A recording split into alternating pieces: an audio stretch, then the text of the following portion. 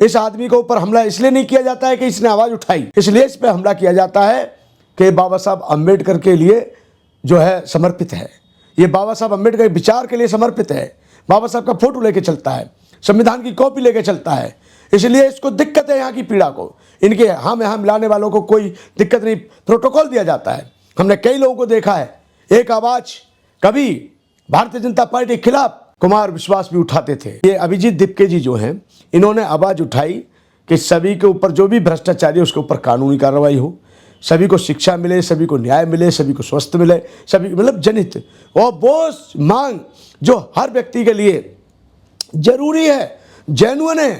कोई सरकार की कुर्सी नहीं मांग रहे, कोई सरकार का कलम नहीं मांग रहे, कोई सरकार की संपत्ति नहीं मांग रहे। अरे हम ये कहते हैं सत्ताएं आती हैं जाती हैं, सत्ताएं आती भी थी जाती भी थी, प्रधानमंत्री और भी थे, लेकिन आम जनता परेशान नहीं होती थी, आम जनता की रोटी नहीं छिनती थी, आम जनता का रोजगार नहीं छिनता था, आम जनता के स्वास्थ्य के साथ, शिक्षा के साथ खिलवाड़ नहीं किया जाता था। लेकिन अभिजीत दिपके ने एक आवाज़ उठाई और इसके साथ युवा पीढ़ी जुड़ गई और पूरे देश के युवाओं में जोश आया। तो दिल्ली में जब वो आंदोलन करने आए महोदय, तो उनको कोई दिक्कत नहीं आने दी, परमिशन दे दी। यहाँ बीजेपी की सरकार है, लखनऊ में उन्होंने आंदोलन किया, वहाँ पर भी कोई दिक्कत नहीं आई। लेकिन यही काम राजस्थान में क्यों हुआ? क्योंकि कुछ लोग उसमें आरएसएस से जुड़े हुए लोग हैं, संघ व्यवस्था को मानने वाले लोग हैं, संघ की व्यवस्था को स्वीकार करने वाले लोग हैं। आवाज उठाना कोई अपराध नहीं है, आवाज उठाना एक बहुत बड़ी जिम्मेदारी भी है। जहाँ देश में अत्याचार, व्यभिचार, भ्रष्टाचार बढ़ता जा रहा है, उसको रोकने के लिए सदियों से जब जब भ्रष्टाचार बढ़ा है, जब जब किसी ने आवाज उठाई है, उसकी आवाज को दबाने का काम, उसकी गर्दन को मरोड़ने का काम और उसके मौत के घाट उतारने का भी काम ऐसे लोगों ने किया है जो नहीं चाहते कि यहाँ व्यवस्था बने। कुछ लोगों की ऐसी मानसिकता है कि यहाँ वर्णवाद व्यवस्था रहेगी, यहाँ पर अत्याचार रहेगा, भ्रष्टाचार रहेगा, हम राज कर सकते हैं। आप ये देखिए कि जब जब ऐसी आवाज उठाते हैं तो उनको लाठियां बरसाई जाती हैं, स्टूडेंट अपने मौलिक अधिकार की मांग करते हैं तो उनको घसीट के मारा जाता है, पहलवान अपने न्याय की बात करती है तो उन पर डंडे बरसाए जाते हैं, किसान अपने मौलिक अधिकार की मांग करते हैं तो उनके साथ आतंकवादियों जैसा व्यवहार किया जाता है। जो व्यक्ति सरकार के खिलाफ बोलता है उसको यहाँ पर आतंकवादी बना करके उसको रासुका लगाने का बात किया जाता है और उसको गलत आदमी सिद्ध किया जाता है, क्योंकि वो एक आवाज उठा रहे हैं। यानी अन्ना हजारे आवाज उठाए तो वो देशभक्त, ये समझ नहीं आता। वरिष्ठ समाज सेवी, और जब कोई दलित आवाज उठाए तो वो भ्रष्टाचारी, वो जो है आतंकवादी, ये तो बिल्कुल गलत बात है। इसलिए मैं कहना चाहता हूं कि आज देश का मीडिया पूरी तरह से चाटुकार हो गया है, देश का स्ट्रीम मीडिया बिक चुका है। सिर्फ यही दीप के अगर मोदी की तारीफ करते तो मैं समझता हूं इसको बीजेपी से बुलाकर इसको राज्यसभा का एमपी बना दिया जाता, लेकिन आज ये सिर्फ एक आवाज उठाने का काम कर रहे हैं। ये सोनम वांगचुक वो भी आवाज़ उठा रहे थे, उनको भी जेल भेजा गया, उनको भी अब निकाल दिया है। मेरा मतलब है कि जो हमारे देश में क्रांतिकारी शूरवीर जैसा व्यक्ति अपने मौलिक अधिकार के लिए लड़ रहा है, रोड पर लड़ रहा है, उसको आए दिन परेशानियां दी जा रही है, उसको मानसिक उत्पीड़न किया जा रहा है, उसको मारने की धमकी दी जाती है। एक तरफ ऐसे ही बहुत सारे लोग हैं, हमारे स्वयं प्रसाद मौर्य जी हैं, वो सिर्फ ये कहते हैं मैं पाखंडवाद को स्वीकार नहीं करूँगा, पाखंडवाद को स्वीकार नहीं करते हैं तो उनको भी कहते हैं उनकी गर्दन ला के दे दो, हम तुम्हें इतने लाख रुपए देंगे। कोई कहता है चंद्रशेखर की गर्दन काट दो।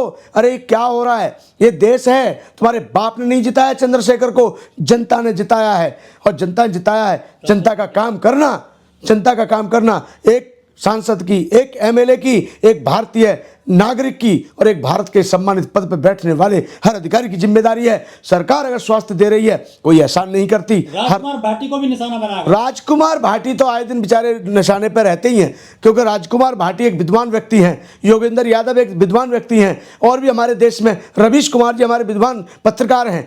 हमारे देश में ऐसा नहीं है कि ईमानदार लोग नहीं हैं, कुछ ईमानदार नेता भी हैं, कुछ ईमानदार अभिनेता भी हैं, कुछ ईमानदार पत्रकार भी हैं और कुछ ईमानदार प्रवक्ता भी हैं। लेकिन उनके सामने आए दिन एक कटीला जाल बिछा दिया जाता है, कभी उन पर प्रहार किया जाता है, कभी मारने की धमकी दी जाती है, कभी उनका निशाना बनाया जाता है, कभी टॉर्चर किया जाता है। लेकिन मैं ये कहना चाहता हूँ, आज नहीं तो कल इस देश का जैसे युवा जागेगा, जैसी जनता जागेगी, आने वाले समय में आप लोगों को इतनी जगह नहीं मिलेगी, आपको दौड़ा दौड़ा के यही देश की जनता भगा भगा के मारेगी। क्योंकि कब तक इनके ऊपर कब तक इनके भोलेपन के ऊपर राजनीति करोगे? कब तक 80 करोड़ लोगों को 5-5 किलो राशन में बहकाते रहोगे? कब तक जनता को लाइन में लगाते रहोगे? मैं ये कहना चाहता हूं सरकार को इतने लोगों को पनाह नहीं देनी चाहिए। इनकी हिम्मत कैसे हुई?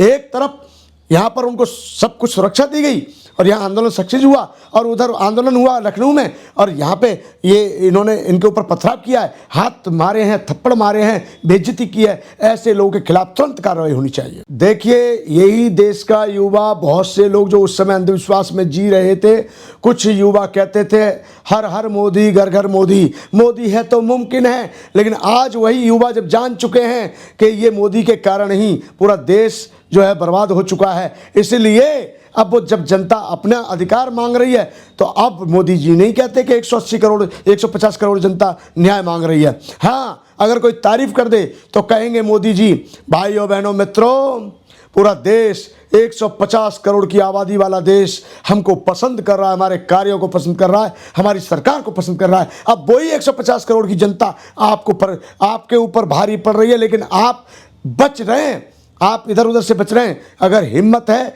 तो सामना उनका कीजिए, मुकाबला कीजिए। सीजे साहब ने देश के युवाओं को कॉकरोच बोला था। अभी इन कॉकरोचों को मसलने के लिए, कुचलने के लिए जयपुर में लोग पहुंच गए, थप्पड़ मारे गए हैं अभिजीत दीपके को।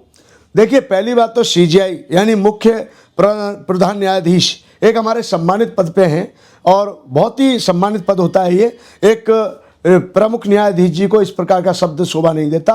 उनके लिए आम जनता, आम जनमानस, सभी पार्टियां, सभी संगठन, सभी युवा बराबर होते हैं, क्योंकि वो एक न्यायप्रिय पद पर आसीन है और हम उनका सम्मान करते हैं। हमारा देश आज भी महामहिम राष्ट्रपति जी का, महामहिम राज्यपाल जी का, प्रधानमंत्री पद का, गृह मंत्री पद का एक सम्मानित पद जितने भी हैं, मुख्य न्यायाधीश, हाई कोर्ट के न्यायाधीश जितने भी होते हैं, हम उनके प्रति अपनी सहानुभूति, हम उनके प्रति अपनी सोच अच्छी रखते हैं। आज भी हमारे देश को पदों पर यकीन है और मैं कहता हूं उन पदों पर जो लोग बैठने वाले हैं उनको भी अपने पदों की गरिमा बनाए रखनी चाहिए। अभिजीत को थप्पड़ नहीं पड़ा है, ये अभिजीत के साथ साथ जो देश का युवा, हर समाज का युवा जो जुड़ रहा है, उस कॉकरोच पार्टी में बहुत सारे सभी जात के, सभी कास्ट के लोग जुड़े हैं और मैं समझता हूँ ये दीपके जो है, जो इनका कॉकरोच पार्टी बनी है, ये राजनीति जो पहली बात तो ये कर नहीं रहे, राजनीति करना नहीं आए ये लोग, ये व्यवस्था सुधारने की बात कर रहे हैं। तो ये लोग जातिवाद से ऊपर उठ करके काम कर रहे हैं